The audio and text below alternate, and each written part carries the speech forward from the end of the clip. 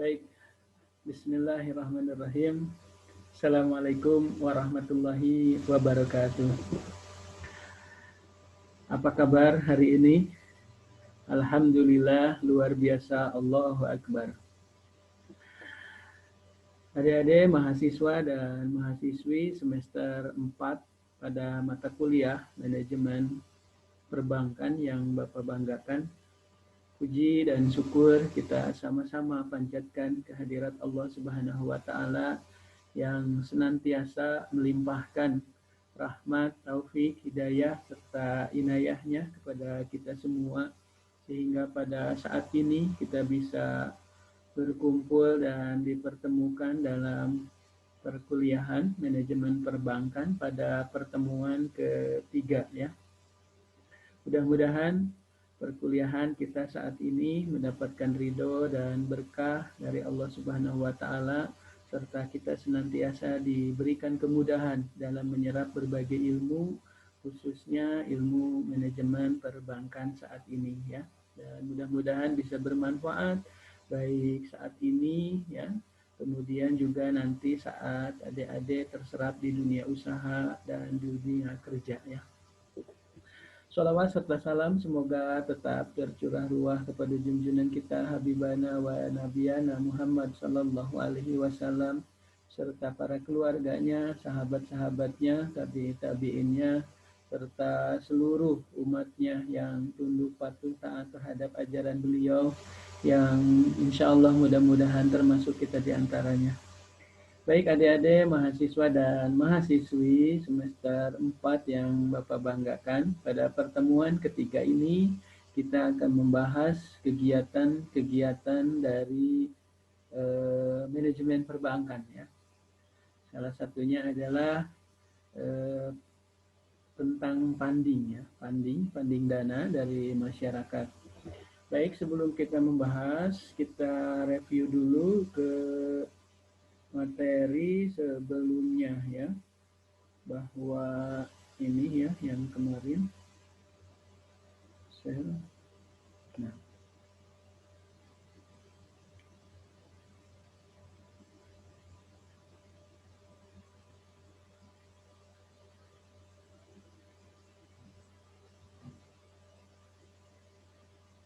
baik, mohon bersabar, kita tunggu dulu share screen on di stop. Mohon maaf, saya cari dulu ya.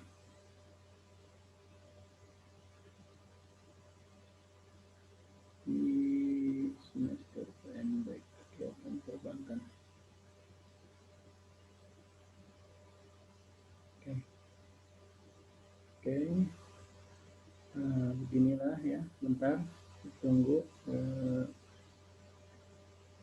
pengertian. Nah, ini kegiatan perbankan. Nah, ini kegiatan perbankan itu kemarin ada 3 ya. Nah, jadi ini saat nanti adik-adik terserap menjadi pegawai bank, ya harus paham bahwa bank itu simpel, sebenarnya ada 3 kegiatan ya. Tetapi dalam implementasi dan pelaksanaannya luar biasa, tidak semudah yang kita bayangkan dan yang kita pelajari di akademisi ya. Tetapi paling tidak mudah-mudahan ilmu di akademisi ini bisa mengantarkan dan bisa menjadi bekal untuk nanti saat siapapun yang memang terserap di dunia usaha, dunia kerja, salah satunya di perbankan ya, gitu. Baik, fungsi yang pertama itu adalah bagaimana bank Anda, siapapun yang ada di kepegawaian atau di bank itu, baik dari direksi maupun pinca sampai ke office boy. Ya, kalau office boy mungkin tidak terlalu terbebani ya tentang fungsi-fungsi ini ya. Fokus mereka hanya bagaimana melayani di internal ya, terutama untuk urusan layanan-layanan baik itu kebersihan maupun juga mungkin layanan-layanan yang sifatnya dengan karyawan seperti penyediaan air dan sebagainya ya, air minum. Nah, tetapi khusus untuk kita ya, itu bagaimana di perbankan itu ada tugas dan kegiatan itu yang menjadi utama itu yang pertama adalah funding ya. Funding, yang kedua lending, yang teman-teman selalu menyebut dengan kredit, kemudian jasa-jasa lainnya. Ini 3 fungsi ini yang bank harus optimalkan. Karena bank ini bisnisnya di bidang jasa, jadi bagaimana caranya bank ini punya pendapatan dari sektor kredit atau lending seoptimal dan semaksimal mungkin, ya. Semaksimal ya apapun sumber daya yang ada, baik itu dana maupun SDM ataupun aset-aset yang lainnya dioptimalkan untuk meraup keuntungan. Nah, pada saat keuntungannya besar, maka kesejahteraan karyawan ini bisa besar dan juga kesejahteraan untuk para pemegang saham, ya. Kemudian juga untuk kelangsungan hidup perusahaan, karena dari beberapa laba yang diperoleh itu akan masuk ke yang namanya cadangan-cadangan, ya, dan cadangan-cadangan itu akan menambah equity, ya, equity. Nah, jika equity-nya semakin besar, biasanya ketahanan atau solvabilitas dari bank ini akan semakin kuat, akan semakin bagus. Demikian, ya, itu nanti di bahasan berikutnya. Nah, 3 fungsi utama ini sebenarnya funding dana itu tidak terlalu krusial, ya, awalnya, ya. Karena fungsi bank awalnya itu untuk mendapatkan laba yang banyak itu bagaimana caranya melakukan lending atau kredit sebanyak mungkin. Karena secara hitungan orang awam, semakin banyak kita menyalurkan perkreditan, maka akan semakin banyak ekspektasi harapan untuk kita mendapatkan keuntungan. Nah, maksud saya begini, jika bank itu hanya melempar kredit 1 miliar dengan 10 miliar, ini kan logikanya akan banyak keuntungan dari yang 10 miliar kan daripada yang 1 miliar. Walaupun memang realisasinya tidak demikian juga, ya. Kalau yang 10 miliar juga misalkan terhambat dengan pembiayaan kredit atau non-performance loan-nya besar, NPL-nya besar, nah ini juga tidak menjadi harapan yang real, ya, yang baik, ya. Nah, cuma secara hitungan-hitungan akal kita melempar kredit lebih besar daripada yang kecil, itu harapan kita akan memperoleh keuntungan yang lebih besar, ya, jadi yang 10 miliar. Nah, cuma masalahnya saat kita mau melempar kredit 10 miliar, berarti sumber dana kita harus selalu ada. Sumber dana yang tadi disetor oleh para pemegang saham atau para pemilik pada akhirnya akan habis juga dan akan menjadi terbatas. Sehingga pihak bank, semua stakeholder yang ada di bank merasa perlu untuk menghimpun dana dari masyarakat. Inilah sebenarnya pola pikirnya. Sebenarnya kalau sumber dananya kuat, apalagi si owner atau CEO itu Chief Executive Office, ya, Chief Executive atau orang kita awam menyebutnya anuboga lah gitu, istilah nama yang punya perusahaan itu, ya, Chief of Executive Office, CEO. Nah, kalau yang punya sumber dana yang besar dan menginvestasikan di perbankan itu besar dan itu akan masuk di account atau perkiraan equity kalau di pengantar akuntansi, ya, di modal. Saya pikir di aktiva produktif itu punya banyak amunisi, punya banyak kekuatan dana untuk menyalurkan kredit. Jadi sampai ratusan triliun pun mereka kuat karena pemiliknya kaya gitu. CEO-nya menginvestasikan dananya banyak gitu, ya. Ya, walaupun memang sebanyak apapun jutaan triliun sekalipun pada akhirnya kalau itu sudah tersalurkan menjadi aktiva produktif ya tetap kurang juga, ya. Apalagi kalau si CEO-nya, para pemegang sahamnya menyalurkan dananya tidak terlalu banyak. Ya kan kekuatan CEO beda-beda, ya. Misalkan BPR dengan bank umum berbeda kekuatan investasi dari pemegang sahamnya gitu. Seperti misalkan BPR Sumedang sebut saja, ya. Ownernya siapa? Itu banyak saham yang diinvestasikan di bank BPR itu yang masuk dalam account equity itu, ya. Itu banyak dari pemerintahan daerah tingkat 2 kabupaten, dalam hal ini Kabupaten Sumedang. Kemudian ada BPR Subang, ya, berarti ownernya Pemda Subang. Nah, Pemda Subang dengan Pemda Sumedang untuk menitipkan dananya, baik itu bentuknya penyertaan maupun dana sifatnya saham, ya, dia sebagai pemilik di BPR Subang ataupun BPR Sumedang, tentu saja karena kekuatan alokasi dananya berbeda tiap kabupaten, maka suntikan atau penyertaan investasi atau sumber dana yang masuk ke BPR Subang maupun Sumedang pasti berbeda. Bisa saja Subang lebih besar, Sumedang lebih kecil. Jadi kalau Anda manajer BPR Sumedang ketemu dengan BPR Subang, mungkin saling curhat, ya. Enak di Subang mah, atau sebaliknya enak di Sumedang mah, ya. Pemda Sumedangnya investasinya banyak sehingga punya banyak kekuatan. Nah, bisa seperti itu. Sebaliknya dengan BPR Majalengka, karena hampir semua kabupaten punya yang namanya BUMD, ya, yang namanya BPR, ya. Selain untuk meraup keuntungan, mungkin mereka juga memikirkan bahwa di wilayah masyarakatnya untuk menggerakkan sistem ekonomi, terutama UMKM yang membutuhkan permodalan, mereka merasa perlu juga mendirikan sebuah BPR. Sehingga kalau di wilayah kabupatennya butuh modal, UMKM itu disaranin karena Pemdanya sudah punya yang namanya BUMD, gitu. Disaranin untuk masuk ke situ. Nah, di sisi lain juga keuntungan memiliki BPR, selain tadi masyarakat sekitar punya alternatif untuk pembiayaan kredit, ya, juga punya laba tadi untuk menambah PAD, walaupun kita tahulah PAD dari BUMD yang namanya BPR, sebut saja untuk Sumedang saja tidak terlalu menggiurkan. Jadi kalau Pemda Sumedang misalkan investasi 1 triliun, ya, menitipkan di BUMD yang namanya BPR, mereka cenderung hanya tiap tahun itu memberikan keuntungan buat investor, dalam hal ini banknya, itu paling berapa, ratusan juta. Kalau menurut saya secara hitung-hitungan lebih baik dikelola sendiri saja, atau investasi saja, nabung deposito di bank lain, mungkin segitu mah sama dapat gitu. Cuma mungkin pemerintah daerah investasi ke situ ada keuntungan-keuntungan lain, salah satunya tadi masyarakat kecil, terutama UMKM yang punya usaha mikro, kalau butuh permodalan, akses pemerintah punya yang namanya BUMD atau setingkat BPR, gitu, ya. Kemudian juga keuntungan lain adalah rekrutmen. Jadi ini juga menyerap luar biasa banyak, ratusan, bahkan kalau BPR-nya besar bisa sampai ribuan, 1000 sekian pegawai, ya, di setiap cabang kecamatan itu kan ada. Satu cabang itu kurang lebih pegawainya antara 9 sampai 13 orang. Jadi kalau ada 26 kecamatan, 26 cabang, kurang lebih sampai 500-600 orang wilayah di kabupaten itu bisa terserap menjadi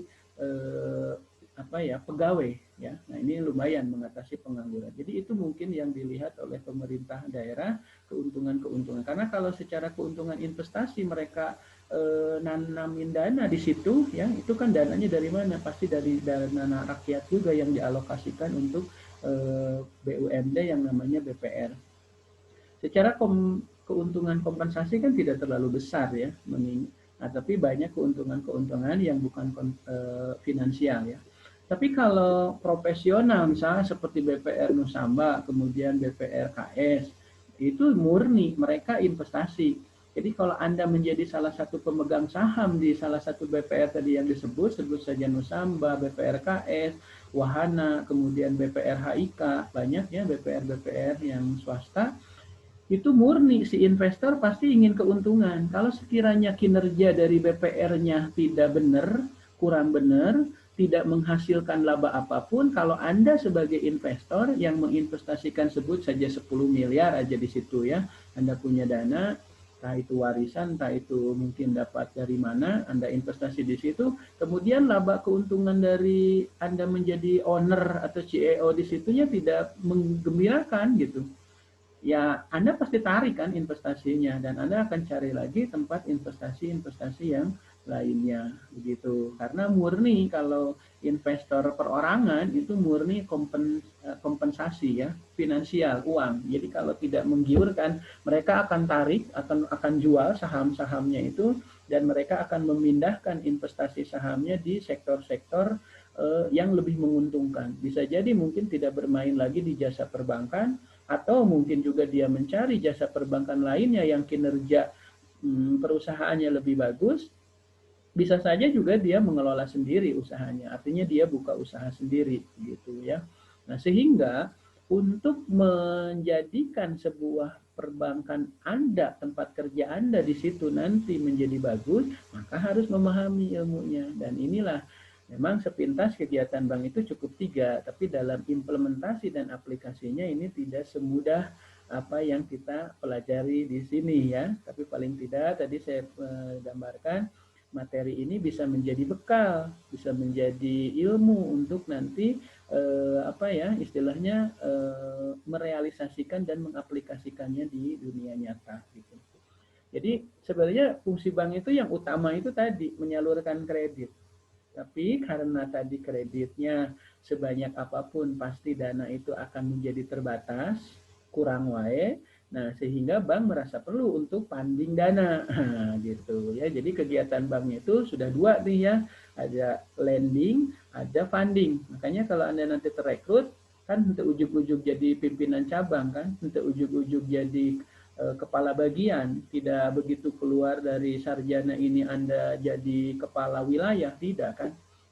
Nah, tentu saja akan merintis karir dari bawah dulu ya, salah satunya funding officer ya atau lending officer. Jadi kalau nanti Anda keterima di situ itu banyak job analisis atau job orientasi kerja ya, jabatan-jabatan maksud saya dan posisi yang Anda bisa tempati. Salah satunya pasti banyak yang memulai karirnya itu bukan dari teller, bukan dari customer service, bukan dari back office, tetapi dari bagian funding officer dan lending officer.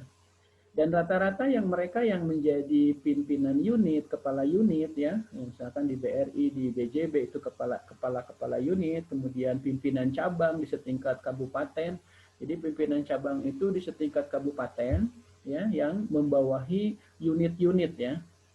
Sebenarnya satu kecamatan itu tidak harus selalu satu unit, banyak seperti BRI. Di Kecamatan Sumedang Utara, BRI itu punya banyak unit. Ada unit Kota Kaler, kemudian unit Situ, kemudian unit yang di Andir itu apa ya? Ada sampai satu kecamatan tergantung jumlah masyarakat dan pendapatan per kapitanya gitu. Nah, tetapi untuk kecamatan-kecamatan yang memang kategorinya kecil ya mungkin satu unit cukup satu ya, seperti unit Tomo misalkan, unit Ujung Jaya cukup satu, kemudian unit Cimalaka cukup satu gitu kan. Kemudian juga unit Situraja cukup satu gitu. Nah, untuk menjadi memulai dari kepala unit itu rata-rata yang menjabat di situ apalagi kepala cabang, mereka yang bukan memulai karirnya dari teller, dari CS bukan. Jadi kalau dari teller, CS itu jarang sampai ke kepala unit. Biasanya yang dari funding officer. Teller pun kalaupun mau merintis atau mau karirnya melejit sampai di kepala unit, ya kan, supervisor, kemudian pimpinan cabang, itu harus keluar dari tellernya. Ditawari dia nanti ke funding officer dan ke lending officer. Gitu. Ya. Nah, kalau di BRI, kalau nanti Anda kerekrut di BRI, saya lihat antara Pak fungsi kegiatan bank yang menghimpun dana dan menyalurkan dana itu menjadi include 2 bagian, bahkan tiga bagian. Artinya apa? Tidak spesifik per divisi gitu. Tidak spesifik misalnya begini, di beberapa bank kan bagian funding unggul gitu. Bagian kredit unggul. Nah, di BRI di unit itu satu karyawan itu yang disebut dengan mantri sebut saja itu 3 fungsi ini harus ada di mereka gitu. Ya dia ditargetin fundingnya. Biasa mereka kalau dalam praktisi BRI menyebutnya in-standing ya. Kalau lending atau kredit mereka menyebutnya outstanding. Jadi ada banyak bahasa-bahasa yang kita aplikasikan di praktisi dengan akademisi ada yang berbeda secara bahasa ya. Padahal secara substansif sebenarnya itu juga gitu. Kayak funding officer, itu funding officer BRI menyebutnya in standing. Kalau Bank Mega tetap funding officer. Jadi di ID card-nya itu nanti Anda itu funding officer. Ada marketing funding officer, ada marketing lending officer. Nah, kalau lending officer itu bagian kredit ya. Jadi semua nasabah yang mau pengajuan kredit dari mulai 5 juta, 10 juta sampai miliar dan triliun mungkin ya. itu diatasi di bagian landing officer, marketing landing officer. Misalkan temui Pak Anu, temui Bu Anu gitu. Nah, ada pemimpinnya, koordinatornya. Biasanya ada yang menyebut supervisor, ada yang menyebut dengan kabag, kepala bagian, itu lain sebagainya, silahkan. Karena secara struktur organisasi masing-masing bank beda-beda ya, dan itu sah-sah saja. Karena mereka punya direksi yang maksud saya punya aturan-aturan tersendiri gitu. Itu silahkan saja. Tetapi walaupun strukturnya berbeda, secara fungsi ya sama-sama juga. Bagaimana bank itu menghimpun dana, menyalurkan dana, dan memberikan jasa-jasa lainnya yang seoptimal mungkin dan semaksimal mungkin untuk menambah kesejahteraan, baik kesejahteraan perusahaan maupun kesejahteraan karyawan, dan untuk melanjutkan kelangsungan hidup perusahaan. Karena dia tidak mau untung gede, tapi hanya tahun itu. Tahun depan dia nggak untung lagi, jatuh, bangkrut, tidak pingin. Dia juga perlu ada kelangsungan hidup. Karena dia pingin hidupnya perusahaan itu kan ribuan tahun, ratusan tahun, sampai ke anak cucu para pemiliknya mungkin. Kemudian juga para pegawainya juga bisa sampai panjang kan. Kalau perusahaannya, organisasinya ini sehat terus dan panjang, saya pikir karyawan juga bisa bergantung dan bekerja di sini ya. Gitu. Bahkan sampai kita pensiun, sampai ada rekrutmen baru pun perusahaan kita masih sehat dan berjalan terus ya. Gitu. Nah, dalam menghimpun dana, kita satu ya, fungsi yang pertama menghimpun dana.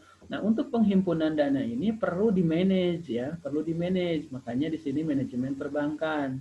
Nah, nanti di manajemen perbankan karena ada proses penghimpunan dana yang tidak mudah seperti yang dipelajari saat bincang-bincang di sini ya, kita ngobrol gampang saja, enak, wah 3 fungsi, menghimpun dana, menyalurkan. Tetapi dalam realisasinya kan tidak mudah. Nah, karena tidak mudah itulah ya, kita harus memanage dengan baik. Nah, dari manajemen perbankan ini muncullah ada manajemen funding ya. Nanti ada manajemen lending. Nah, seperti itu. Jadi semua manajemen itu fleksibel, di semua itu pasti membutuhkan manajemen. Anda jadi seorang camat pasti butuh manajemen kecamatan.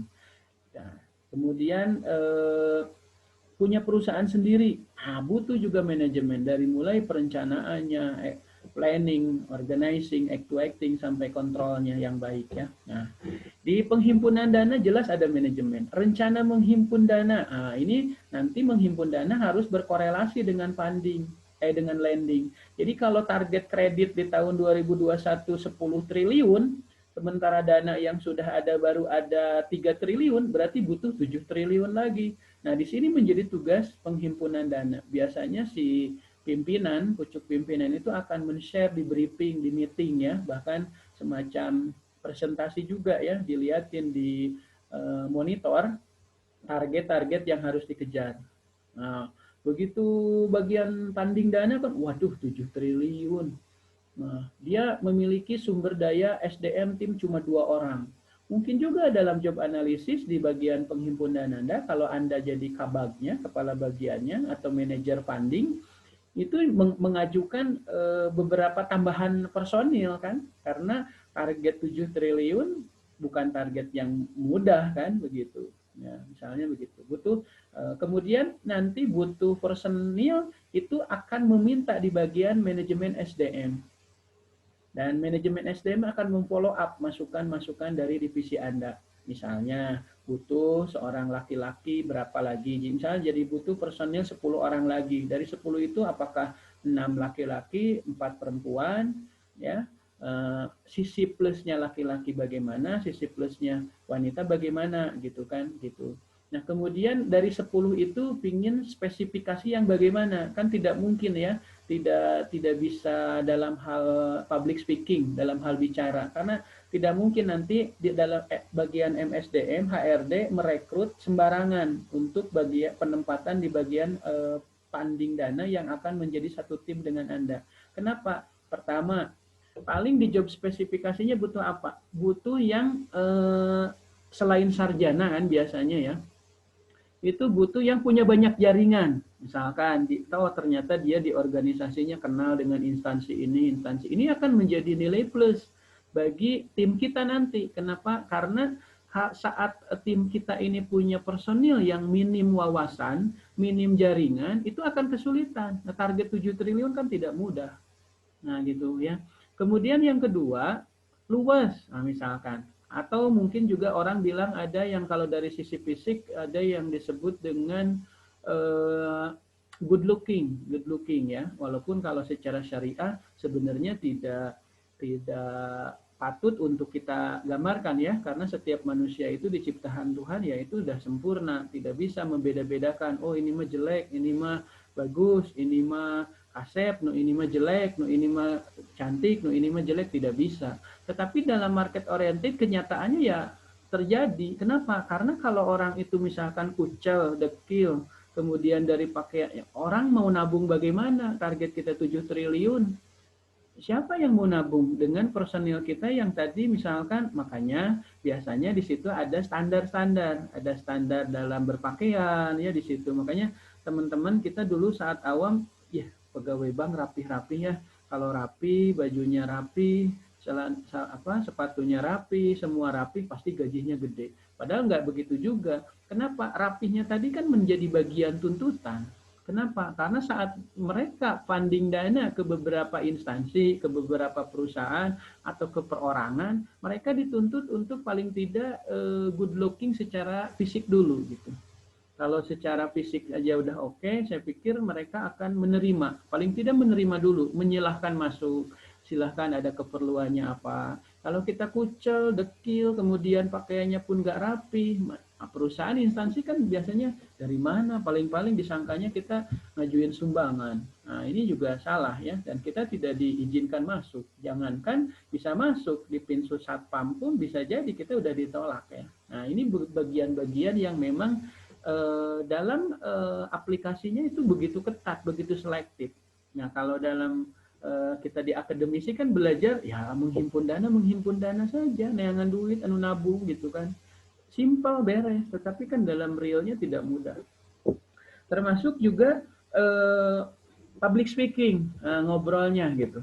Jadi paminya riosna isinan, sabedug sakali. Nah ini juga akan menyulitkan tim kita untuk memudahkan dalam funding. Ya walaupun tidak demikian juga ya. Dia orang tidak bisa ngomong pun kalau dia punya banyak jaringan, saudara-saudaranya orang-orang kaya, tante omnya itu orang-orang sukses, bisa saja kan dia fundingnya ke om tantenya miliaran masuk sehingga target 7 triliun tadi bisa terrealisasi, bisa saja. Itu mungkin lihat dari indikator jaringan keluarga ya gitu. Jadi kita bisa ngomong nah oke merenan dia mah kenwae lah, yang penting ngomong ke keluarga. Ini menjadi kebahagiaan tersendiri bagi kita koordinator tim atau Anda manajer funding nanti ya. Punya tim yang begitu hebat seperti tadi. Kan bae itu bisa ngomong ya, dan yang penting mah output nah hasil nah buktina nabungna hampir aya 5 triliun tah dari keluarganya itu ya target outputnya terrealisasi kan gitu begitu. Dan keinginan kita di tim funding yang ingin menambah personil karena kaitannya dengan target yang meningkat, butuh sekian personil, ini tadi 10 itu hanya contoh saja ya, bisa saja 10 juga kurang. Atau 10 kelebihan, silahkan. Nah itu akan diterima, di follow up oleh bagian manajemen SDM. Nah kita juga dipelajari kan manajemen SDM-nya. Dan SDM akan mengiyahkan, siap manajer funding, saya akan utamakan dan saya akan prioritaskan sekian personil karena merasa benar ya butuh dari target 7 triliun itu harus ada 10 orang. Atau mungkin dia nanya apa nggak terlalu kurang itu 10 7 triliun besar loh, bisa saja kan bagian HRD juga menyampaikan seperti itu. Selanjutnya setelah kuantitas itu di personil disetujui, biasanya si bagian SDM juga menanyakan ya yang namanya dengan job analisis tadi, ingin spek yang seperti apa dari 10 orang tadi yang diinginkan tadi ya, mau wanitanya yang lebih banyak, laki-lakinya sedikit, atau sebaliknya laki-lakinya banyak, wanitanya. Masing-masing orang kan punya karakter. Kalau memang si bagian funding merasa perlu banyak wanitanya karena wanita lebih sukses dalam fundingnya daripada laki-laki, ya mungkin dia menyarankan 6 wanita 4 laki misalkan, atau sebaliknya. Nah, kemudian syarat-syarat lain juga biasanya dipinta, termasuk tadi yang jaringannya banyak, yang keluarganya berada, kemudian juga yang public speakingnya bagus, yang good looking, enak dilihat, cakep, ganteng. Coba lihat marketing funding. Rata-rata kan kalau laki-laki rapi, bersih, kemudian kalau wanita rapi, bersih, rata-rata. Berarti indikator inilah yang diinginkan oleh bagian manajer funding. Oke, semua itu dicatat oleh bagian HRD. Pada saat rekrutmen itu dilaksanakan, ya, yang uji tes wawancaranya itu akan mencari yang tipe-tipe yang diinginkan oleh di bagian manajer funding tadi, ya, gitu.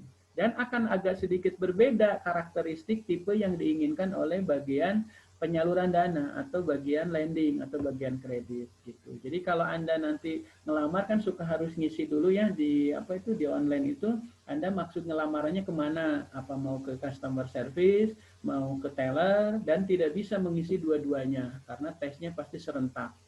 Atau mau ke bagian marketing funding atau ke marketing lending gitu ya. Itu ada beberapa tes sampai 4 tahapan ya. Dan kalau tahapan terakhir biasanya ke Kanwil. Nah, di Kanwil inilah suka ada tes wawancara. Nah, tes wawancara itu seperti ngobrol biasa, cuma ditanya Anda dari mana, keluarga di mana, orang tua kerjanya apa. Ini sebenarnya seperti ngobrol ya saat wawancara, tapi sebenarnya lagi menggali apa yang tadi diinginkan. Makanya kita juga suka sedih ya pada saat indikatornya itu anak-anaknya itu sebenarnya pinter tapi dia dari kalangan tidak punya, dia itu bajunya dekil gitu. Nah, dan jadi tidak keterima gitu. Kasihan juga ya. Kemudian tapi ada juga yang keterima karena mungkin dia ditertolong dengan indikator yang lain. Misalnya begini, karena dia walaupun orang nggak punya, bajunya pun kucel, dekil, tapi dari sisi public speaking dia bagus, bahkan dari jaringan bagus, bahkan ditanya di wawancara pengalaman berorganisasi dia aktif di senat, aktif di hima sehingga bisa saja karena ada indikator lain yang menguntungkan, jadi dia direkrut. Nah, sementara kan kalau aspek tadi nggak punya dari sisi pakaian, nanti kan bisa difasilitasi oleh perbankannya ya. Bahkan tidak sedikit perbankan yang menambahkan di tunjangannya itu tunjangan kosmetik dan pakaian ya untuk supaya dia selalu tampil cantik. Coba lihat saja customer service BJB sama tellernya itu kalau sudah sholat itu jam 1 itu dituntut harus sudah rapih lagi, pakai lipstick lagi. Jadi kalau Anda lihat ya, teller, customer service dan marketing itu pakai lipstick lagi, pakai eyeshadow dan lain sebagainya, saya juga kurang ngerti. Itu bukan bergaya ya, bukan gaya hidup, tetapi tuntutan di kerja mereka gitu. Ya walaupun ada yang senang, ada yang kalau yang senang bersolek ya mungkin senang saja ya.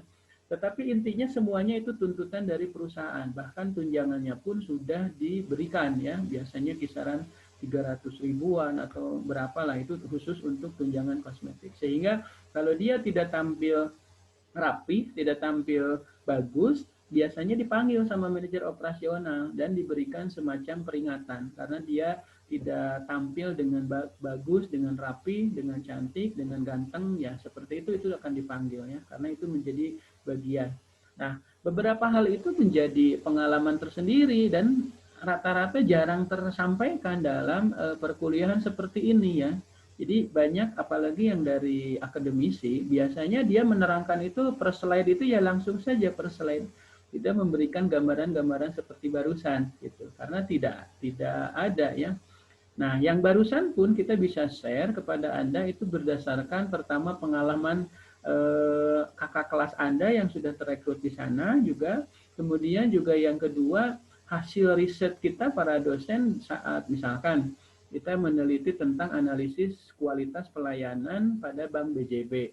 Nah, di situ hasil mengatakan, menyimpulkan tentang beberapa hal yang harus ditambahkan di layanan gitu. Sehingga di materi ini ya itu menjadi sebuah updating ilmu yang bisa di-share kepada Anda gitu. Jadi kalau tahun lalu mungkin kita tidak pernah bahas dan tambahkan informasi ilmu-ilmu ini, tetapi saat ini mungkin ada tambahan lagi karena hasil riset, penelitian dan pengabdian kepada masyarakat yang ditambahkan. Sehingga saat kita bincang satu slide ini juga bisa luar biasa panjang ya karena ada beberapa hal yang bisa ditambahkan. Nah, begitu.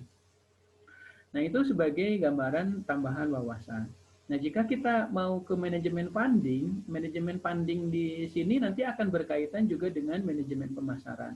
Kalau kita butuh timnya tadi akan berkaitan dengan ilmu manajemen SDM, tetapi saat kita sudah kumpul dengan tim kita, saat mau mau praktek gitu ya ke masyarakat, ke instansi, ke yang lainnya, mau kerja nih setelah hari Senin ini kan meeting biasanya nih jam 8 meeting, 30 menit, setengah 9 udah pada running nih.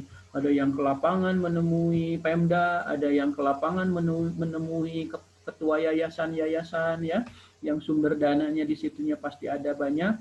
Kemudian ada yang menemui perorangan, itu schedule itu dibuat tuh per meeting itu. Bahkan kalaupun nggak dibuat, atau dibuat ataupun tidak, si pimpinannya itu saat meeting pasti menanyakan. Misalkan Pak Husen, misalkan ya, hari ini mau kemana? Janji Anda dengan siapa untuk funding saat ini? Itu ditemui. Bahkan dipantau ya. Bahkan nanti laporannya harus setiap hari, setiap minggu bagaimana perkembangan. Jangan sampai ke lapangan terus, transport dikasih, fasilitas mobil dikasih, tapi hasilnya nihil. Nah, kalau nihil, biasanya kontraknya tidak diperpanjang, ya kan? Makanya di bagian MSDM, di kepegawaian, kenapa orang terekrut tidak langsung karyawan tetap? Karena kalau langsung karyawan tetap, jangan-jangan kinerjanya belum tentu teruji. Kalau jelek kan ngeluarin harus bayar pesangon. Makanya ada tahapan-tahapannya, tergantung di anggaran dasar anggaran rumah tangga tentang ketenaga kerjaannya bagaimana ya. Ada yang beberapa tahapan seperti ada calon pegawai dulu, kemudian dari calon pegawai misalkan 3 bulan sampai 6 bulan.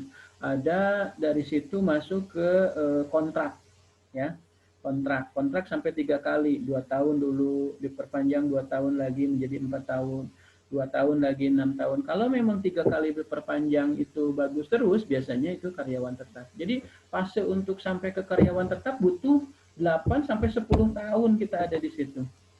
Ya walaupun pada saat kita belum karyawan kontrak, sebenarnya hak dan kewajiban juga sama ya dengan karyawan yang sudah tetap. Ada hak cuti, ada tunjangan-tunjangan. Cuma bedanya kalau yang sudah karyawan tetap kan sudah pasti sampai masa pensiun 60 tahun. Kalau yang masih kontrak kan belum tentu. 2 tahun ke depan apakah kita masih diperpanjang atau tidak. Mana kita di rumah menjadi tulang punggung misalkan ya, orang anak istri kita misalkan dinafkahi sama kita pada saat kita, nah itu ada was-was seperti itu. Kalau karyawan tetap kan dia kalaupun mau dikeluarkannya ya pasti terima pesangon, ya itu pun tetap masih was-was. Jadi artinya tidak ada yang pasti dan yang mengenakan. Makanya orang-orang di luar itu sudah orang-orang asing ya selalu mengasuransikan setiap hidup orang itu ya, baik itu orang tuanya, anaknya, diri dia sendiri, istrinya, selalu diasuransikan. Kenapa? Karena di depan sana itu kepastian itu tidak ada kepastian ya, jadi selalu berubah-ubah ya kan, sehingga untuk memproteksi perubahan itu bilih ayana naon, nah mereka biasanya memasukkan, jadi asuransi itu semacam kebutuhan pokok, kayak di kita itu sembako ya, makan, minum, beras, kayak gitu sembako. Nah, di luar negeri itu asuransi itu sudah menjadi kebutuhan pokok. Jadi makan, minum, dan asuransi itu udah pasti dianggarkan duluan. Kalau kita kan belum ya. Jadi pola pikir kita di negara kita masih belum sampai ke situ. Hanya orang-orang yang mengerti dan punya anggaran saja mungkin yang sudah mengasuransikannya, ya kan? Seperti asuransi kesehatan misalkan. Kemudian juga asuransi pensiun, ada asuransi kematian, semua mereka diprotek sehingga saat terjadi apapun mereka sudah santai saja, tenang saja gitu. Kalau di kita kan susah ya. Kalau kita coba lihat orang mati saja, meninggal saja itu sekarang resikonya besar. Resikonya selain meninggalkan anak, istri, dan keluarganya yang menjadi tidak ternafkahi, juga ternyata di kematian ini di budaya kita juga saat hari kematian saja itu udah jutaan ya bisa keluar, sehingga resikonya besar sekali. Artinya setelah mati pun masih butuh biaya yang besar. Itu orang mati, apalagi orang hidup. Jadi begitu beratnya tentang apa yang menjadi kebutuhan di ekonomi ini. Tetapi kalau kita misalnya memiliki kemampuan bagaimana memanagenya dengan baik, jadi saya pikir itu akan bukan mudah ya, tetapi bisa terselesaikan. Ya walaupun tidak sempurna, paling tidak bisa membantu menyelesaikan permasalahan dan menjadi solusi gitu. Nah itu untuk MSDM. Nah, pada saat kita satu tim dengan orang yang sudah terekrut, maka nanti di perjalanan funding itu akan berhubungan dengan manajemen pemasaran. Karena di situ berkaitan dengan produk yang kita bawa, ya, berkaitan dengan pricing. Kalau funding, pricingnya apa? Bunga simpanan, ya. Karena saat Anda turun ke lapangan, kemudian Anda bercerita dalam rangka funding, menghimpun dana, produknya ada SIM tabungan, ada deposito, ada giro, dan lain sebagainya. Orang yang pertama kali saat misalkan Anda berkunjung ya di meeting itu Anda mau temui teman-teman Anda waktu kuliah, misalkan si Asep, si Udin, si Husen dan lain-lainnya Anda hubungi. Ternyata teman-teman yang Anda hubungi itu ceritanya katanya sudah sukses, katanya ini menjadi kepala sekolah, yang ini satu menjadi ketua yayasan, yang satu punya perusahaan. Nah, itu bagian dari manajemen kan? Manajemen apa itu? Manajemen diri Anda. Hari ini planningnya mau nemui siapa? Nah, kalau Anda saat kerja tadi tidak di-manage dengan baik, susah. Saat ke lapangan kebingungan, ini mau kemana nih? Bingung.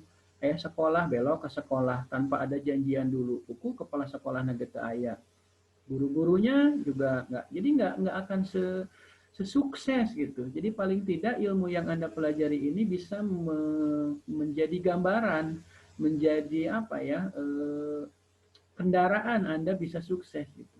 Ya walaupun tergantung juga pola pikirnya. Nah, kalau kuliahnya hanya untuk karena mengikuti perintah orang tua saja, bukan untuk benar-benar mencari ilmunya, ya ini juga menjadi tanya-tanya besar ya. Jadi inilah yang suka ada yang ngomong, kok anak kuliahan nggak bisa apa-apa ya. Karena mungkin motivasi dari awalnya juga sudah berbeda. Sehingga saat pelaksanaannya dia ya ogah-ogahan. Artinya apa? Ya asal aja gitu. Asal datang, asal ke kampus, asal ikut kuliah. Materinya tidak dipahami dengan baik. Sehingga saat terserat nanti kebingungan juga. Dan banyak nanti para yang lain akan menyebut itu kumaha sarjana itu bisa nanaon. Nah, kenapa? Karena tadi gitu. Nah, yang hari ini pintar di Unpad, di UGM, kemudian di UI itu bukan juga karena hanya gara-gara dosennya yang pintar saja atau fasilitasnya yang serba lengkap saja. Tanpa ada kemauan dan motivasi dari mahasiswanya, ya tetap saja dia nggak bisa apa-apa. Gitu. Nah, kenapa mereka suka pintar? Ya memang motivasinya seperti yang tadi saya sebutkan. Apalagi diikuti dengan budaya organisasi yang bagus di ITB, misalkan berkompetisi, orang-orangnya senang baca, jadi kita juga ke bawah ikut baca. Kemudian juga motivasi awalnya juga kan pasti benar-benar mau cari ilmu. Orang dia seleksi juga kan di sana itu. Jadi dari ribuan, ratusan ribu bahkan yang ingin ke ITB, dia kan hanya menyeleksi 300 sampai 400 sehingga pihak mereka bisa menyeleksi mana yang benar-benar ingin mencari ilmu, mana yang tidak. Jadi kalau yang hanya sekedar mau ikut-ikutan, kemudian hanya karena disuruh kuliah orang tuanya atau mungkin tuntutan juga dari calon mertuanya, wah itu udah kecoret duluan tuh di ITB itu.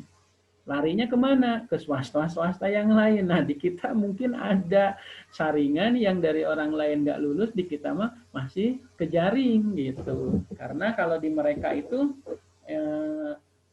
jaringnya udah kecil-kecil, yang masuknya banyak. Kalau di swasta itu biasanya yang masuknya karena terbagi, ya, jaring besar, jadi tetap lolos gitu. Ya, tapi walaupun demikian, bukan berarti kita menjadi pesimis ya, tetapi kita tetap optimis karena yang masuk ke kita pun banyak sekali orang-orang yang bermotivasi tinggi ingin menjadi jembatan di sekolah ini, di kampus ini untuk kesuksesan di luar sana. Jadi mudah-mudahan, nah mulai hari ini yang tadi punya pola pikir yang sudah bagus silahkan dioptimalkan, tetapi kalaupun yang tadi masih saya sebutkan, jangan sakit hati dan bersedih, coba rubah pola pikir Anda dan bagaimana caranya saat ini Anda bisa menyerap berbagai ilmu yang mampu menghantarkan Anda di sana untuk menjadi sukses.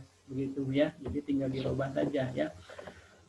Baik, dalam menghimpun dana tadi akan berhubungan dengan produk, manajemen pemasaran kan, marketing mix itu produk. Yang kedua pricing. Kenapa bilang pricing? Karena saat Anda tadi temui teman-teman Anda yang sudah sukses, sebut saja ada yang ketua yayasan, ada yang kepala sekolah, paling awalnya mungkin temu kangen dulu ya. Oh, kamu di bank sekarang, oh iya Anda sudah cerita-cerita gitu, cerita keluarga mungkin ya, cerita anak udah berapa, kemudian sekarang tinggal di mana, ya begitu-begitu. Walaupun lama-lama juga akan menjurus bahwa Anda itu dalam rangka funding dana ya, di funding officer yang ditargetkan untuk menghimpun. Nah, Anda juga akan semacam apa ya, mengajak supaya teman Anda yang sudah jadi ketua yayasan itu menyimpan beberapa dananya di bank yang tempat Anda kerja.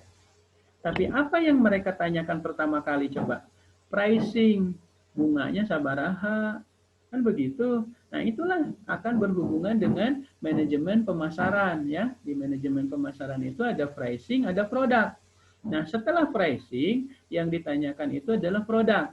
Nah, produk tentang produk apa saja yang dimiliki, bagaimana manfaat dan kegunaannya, gitu ya. Nah, Anda terangkan kan di situ, ini produk kami ada tabungan, tabungan juga berjenis kan, ada tabungan anu gitu ya. Seperti misalkan di BCA ada tahapan tabungan hari depan.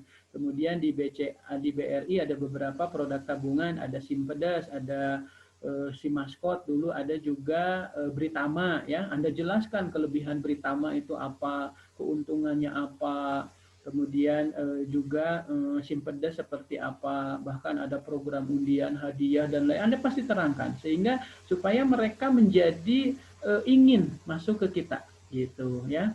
Nah, dalam realnya tidak, kita sudah susah payah ngobrol, ngomongin, tetapi nihil juga. Nihil ada banyak faktor. Mungkin dananya masih belum ada, tapi dia janji setelah ada itu temui. Itu yang disebut dalam ilmu mikro disebut dengan konsumen potensial. Nah, ini potensial karena di janji yang akan datang kalau sudah ada dananya dia akan membantu kita memasukkan produk. Nah, itu harus ditemui lagi tuh.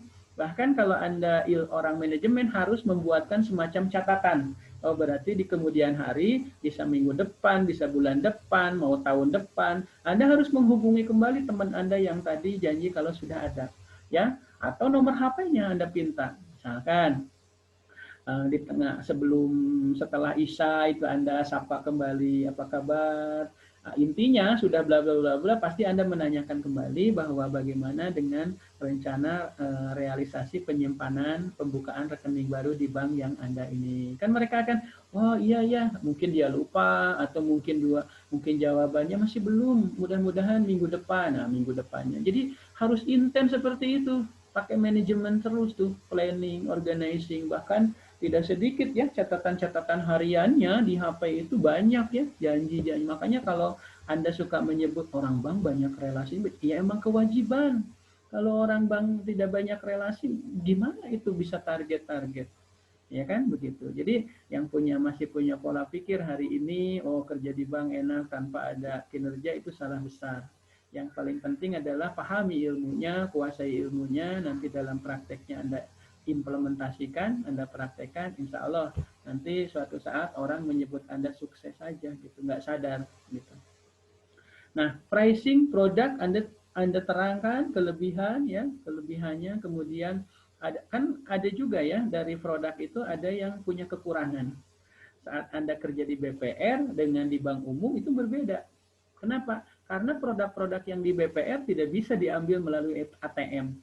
Tidak ada fasilitas SMS banking. Sementara teman Anda yang ketua yayasan tadi kan, aduh sayangnya di bankmu nggak ada ATM-nya. Bagaimana nih kalau saya ketua yayasan butuh pengambilan dana untuk operasional yayasan dia. Susah tuh. Nah gitu, itu lemah juga tuh ya kan.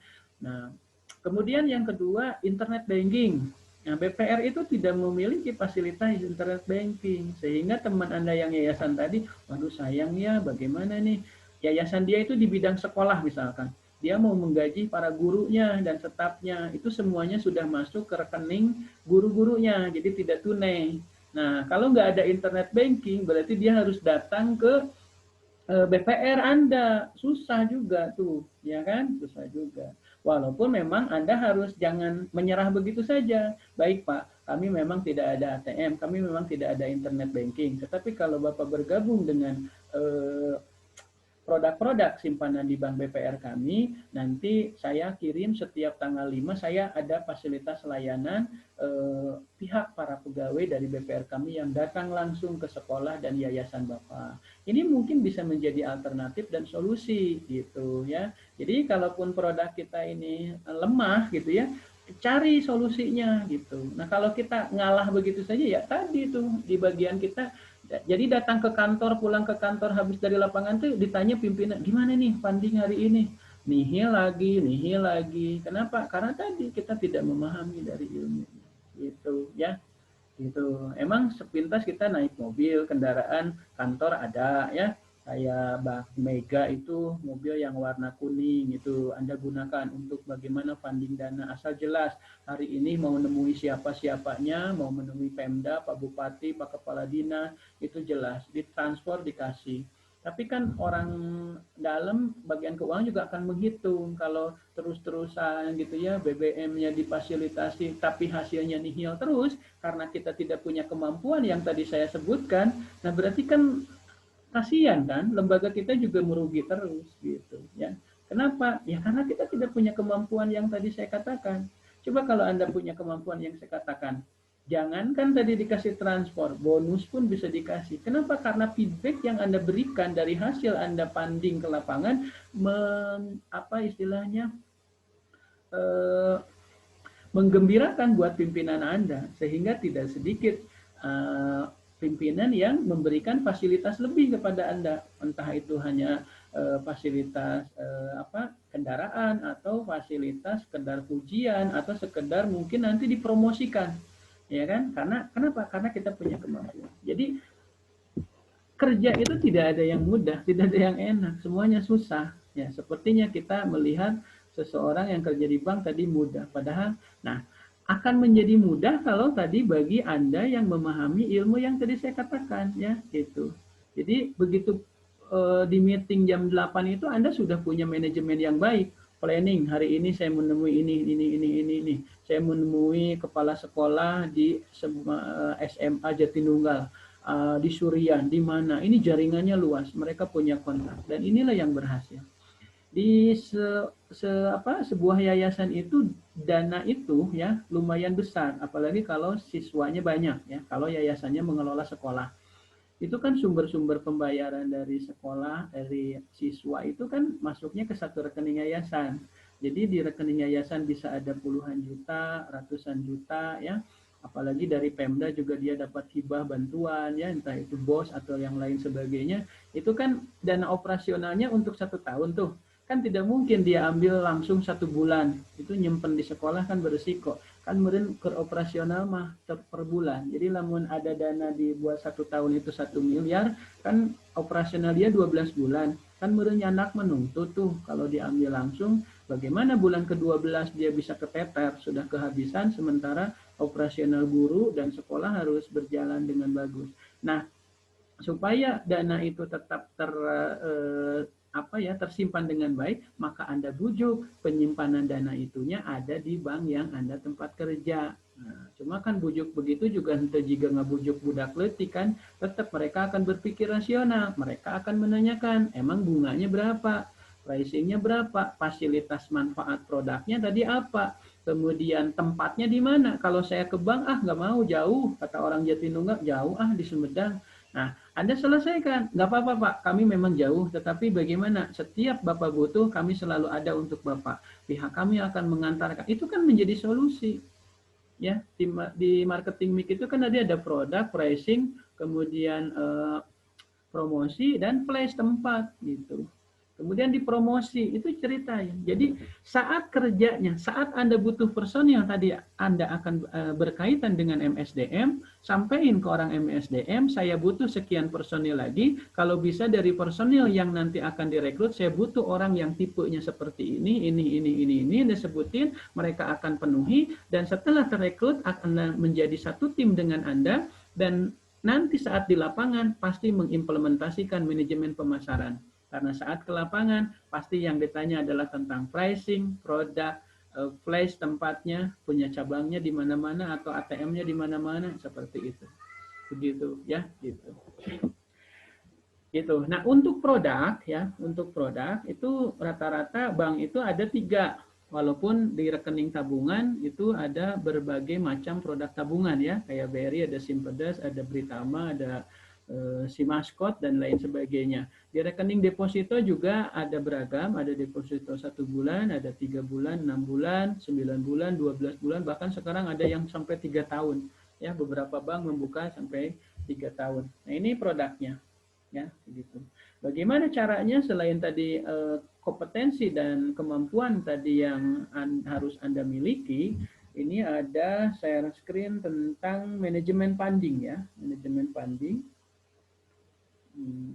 Nah, yang ini kita share. Nah, ini funding. Jadi semua selalu berhubungan dengan manajemen. Nah, ini bagaimana manajemen funding. Jadi kalau Anda ada di bagian funding ya, nah di bagian funding apa yang harus Anda lakukan? Ya tadi nih, mencari sumber dana, menghimpun dana. Nah, jika kita pahami bahwa penghimpunan dana bank itu ada yang dari dana masyarakat, nanti ini tugas Anda di manajemen funding yang turun ke masyarakat, baik itu masyarakat industri maupun masyarakat biasa. Ada juga dana yang sumbernya dana dari modal sendiri. Ini yang tadi di awal saya bilang sumber dana bank yang bersumber dari pemilik saham ya, atau CEO atau owner ya. Nah, gitu. Kalau BPR Sumedang ini dari Pemda Sumedang. Kalau BCA ya yang memiliki BCA siapa? Pak Budi ya, Pak Budi yang pemilik PT Sampurna itu ya. Itu menjadi orang terkaya di Indonesia ya, asetnya kurang lebih 300 lebih triliun ya. Nah, itu yang pemilik PT perusahaan rokok ya, perusahaan rokok. Nah, BCA itu dibeli sahamnya sama beliau Pak Budi, sehingga modal yang disetor saham itu ya bisa dipastikan bahwa pemiliknya adalah Pak Budi. Tetapi tadi saya bilang bahwa dana sebanyak apapun dari pemilik selalu kurang, makanya bank perlu melakukan yang dinamanya dana masyarakat atau funding dana dari masyarakat. Nah, itulah tugas Anda lah yang ada di situ, yang terekrut di bank. Jadi di ID card-nya funding officer, ya inilah tugasnya. Gitu ya. Ya nu dugikeun tina aplikasi tina realisasi namakan dugikeun ka ada yang nu masihan ngagale heula lontong, tahu, itu uang sendiri untuk mendatangi janji dengan ketua yayasan, misalkan sekolah, salah satu sekolah di Kecamatan Buah Dua misalnya ya, atau di Kabupaten Sukabumi misalkan.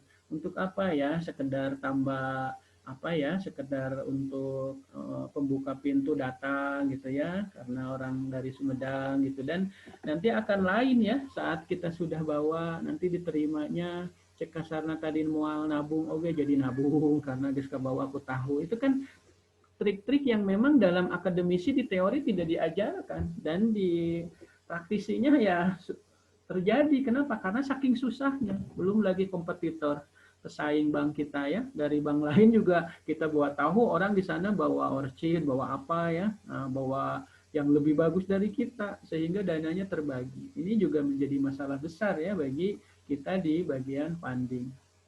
Nah, kita jelasin dulu bahwa apa ini, oh ini belum ini ya, sebentar. Oh ini masih di sini, belum di stop share ya. Oke, barusan maaf ya, ada salah pengiriman share screen. Harusnya yang dikirim adalah barusan itu manajemen funding ya. Nah ini manajemen funding. Nah ini ya. Ini sumber dana bank itu seperti yang kita ketahui, ada yang bersumber dari pemilik saham. Ini kalau dari pemilik saham nanti dalam ilmu akuntansi di Pasipa, Pasipa itu sumber dana. Sumber dana itu ada dua, ada yang liabilities, ada yang equity. Nah, sumber dana yang bersumber dari pemilik saham itu akan masuk ke equity. Nah, apapun sumber dana yang bersumber dari seseorang yang pengambilannya tidak akan diambil kapan saja, bahkan yakin mengendap lebih dari 1 tahun, itu akan masuk posisi perkiraan equity modal ya. Jadi anu boga saham mah bisa ayeuna nanamin modal 10 miliar. Besoknya mau dibawa lagi nggak bisa gitu ya.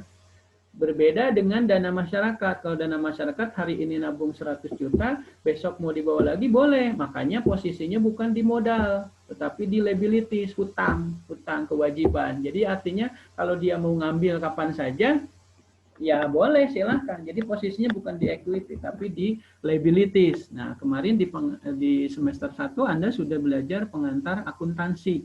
Makanya prasyarat untuk mengikuti manajemen perbankan itu ya tadi banyak ya, banyak.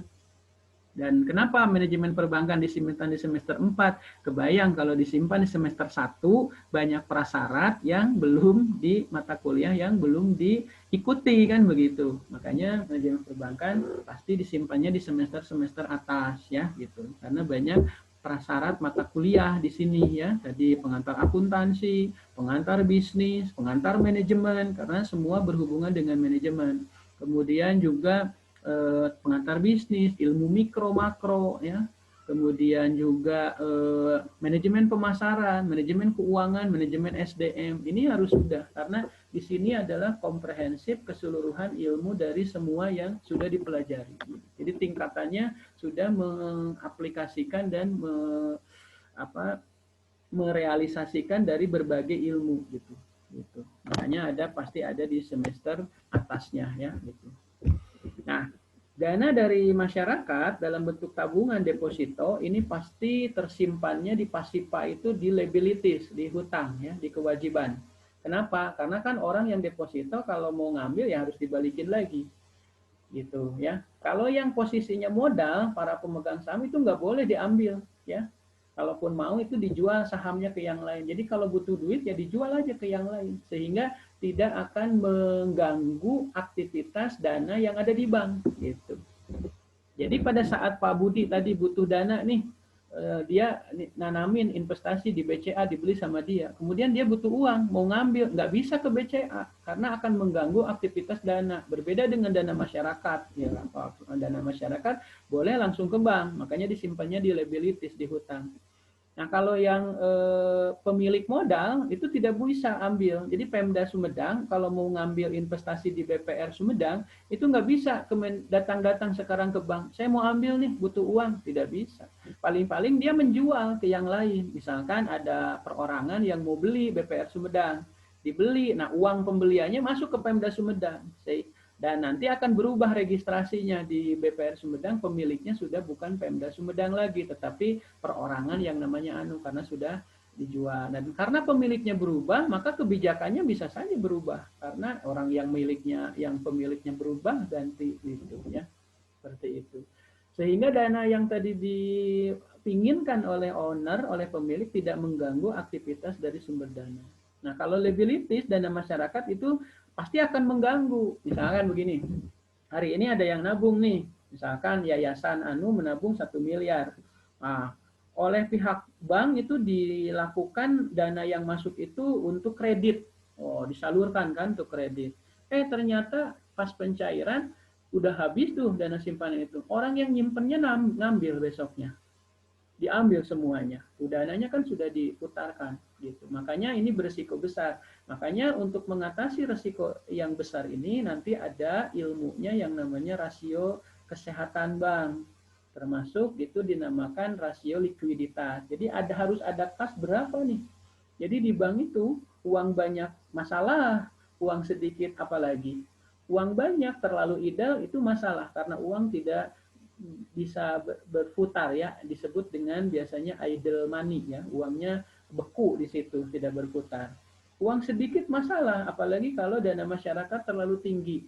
Ya, misalkan ada 10 triliun, sementara ada di bank cuma 1 triliun. Kalau semua yang ada di dana masyarakat sepakat untuk pengambilan rame-rame bareng, wah repot juga kan bank tadi. Makanya harus ada ilmu-ilmu yang dikuasai untuk ada di titik mana nih kita punya kas gitu ya, punya kas. Apalagi kalau karya pimpinannya itu konsumtifnya tinggi, mentang-mentang pimpinannya ada kas banyak, padahal kas banyak juga tidak merasa banyak. Misalnya ada 1 triliun, mereka merasa banyak, padahal ada kewajiban masyarakat yang lebih dari 5 triliun yang hari ini akan ngambil. Bahaya kan itu? Sudah bahaya begitu, pimpinannya malah kasbon, ya mentang-mentang pimpinannya, padahal dananya lagi bahaya tuh. Nah ini juga harus paham ilmu-ilmunya. Gitu. Baik adik-adik mahasiswa, saya kira di kegiatan perbankan tadi sudah dijelaskan ya.